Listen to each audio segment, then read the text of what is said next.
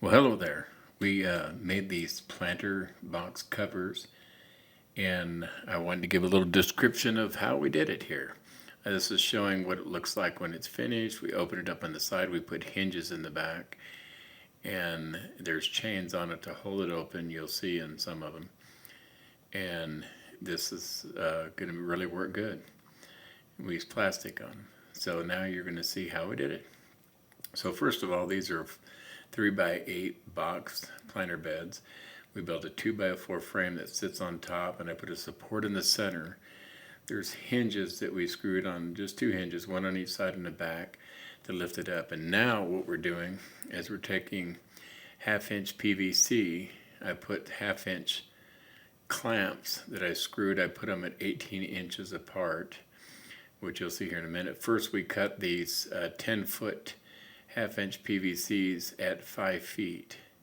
And I just used a saw. It worked fine. You can use pipe cutters if you want, but this is what I had here when I was doing it. And so you're going to see how we bend this over. And it was cold, but it still bent. Nothing broke. And so here we go. Stick it in. I put the clamp in first, stick it in, kind of hold the center, bend it around, and push it down on the other side. Put another clamp on there. And I made marks. You can see the clamps in the wood there. I made marks about every 18 and a half inches. Just depending on what your planter bed size is where you'll determine how many you need to put on there. But, you know, depending on where you live to, you want to have plenty in there to handle wind and to give it more support. So we're just going to do a couple to show you, and you'll get the drift on this. Used to drill in some screws, and the 2x4 frame is 1.5 inches, and so with those, if you just get a screw that doesn't go all the way through, you'll be good. I think I just used some sheetrock screws.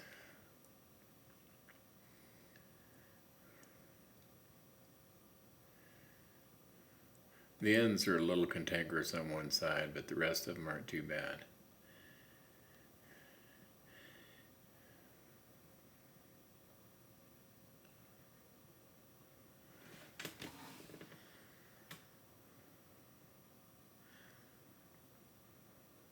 You'll see I fumbled a little bit on this, but it came out pretty good once we got it in there.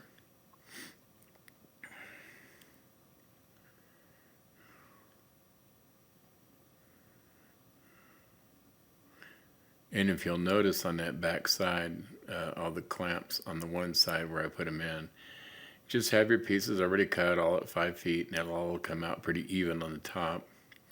Stick it in, we're going to do another one, and then we're going to go to the different part of it. So you don't need to watch putting all these in. All right, so we're getting ready to go to the next part. I just got some 6 mil plastic and just cut it about 14 feet for these 8-foot pieces. I probably didn't need that much.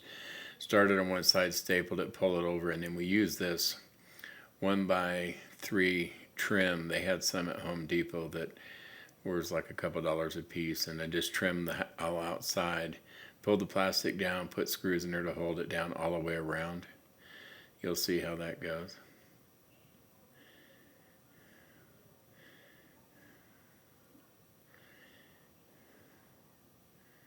And put quite a few screws. I usually put them about 7-8 inches apart. Make sure it holds that plastic good. And now you're going to see what they look like when they're all done.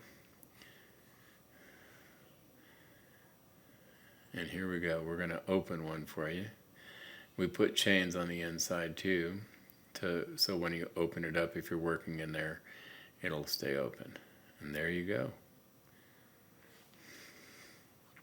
Thank you for watching. Put a like for me.